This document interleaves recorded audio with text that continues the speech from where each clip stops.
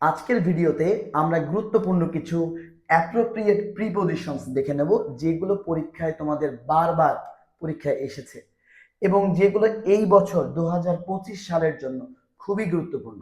তো দেখে নাও একটু প্রশ্নগুলো কেমন ছিল। যদি আমরা প্রথমটার কথা বলি, you should abide dash the rules. You should abide, abide by হবে।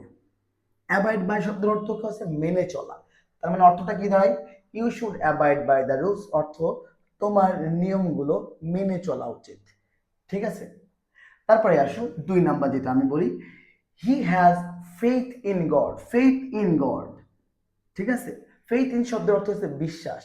তার মানে তার ঈশ্বরে বিশ্বাস আছে। He has faith in god.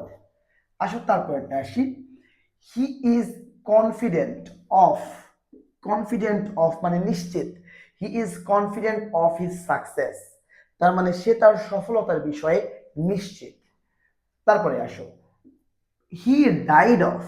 He died of cholera. Died of শব্দের অর্থ কি? মানে রোগে মারা যাওয়া। ডাইড এর অনেকগুলো ভার্সন আছে, তার মধ্যে সবচেয়ে পরীক্ষায় আসে ডাইড অফ। তার মানে সে কলেরা রোগে মারা গিয়েছিল। তারপরে he is good at. Good at মানে দক্ষ। He is good at English, তার মানে সে ইংরেজি বিষয়ে দক্ষ।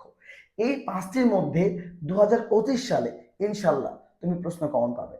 সুতরাং এই পাঁচটি খুব মনোযোগ দিয়ে পড়বে। আশা করি বুঝতে পেরেছো।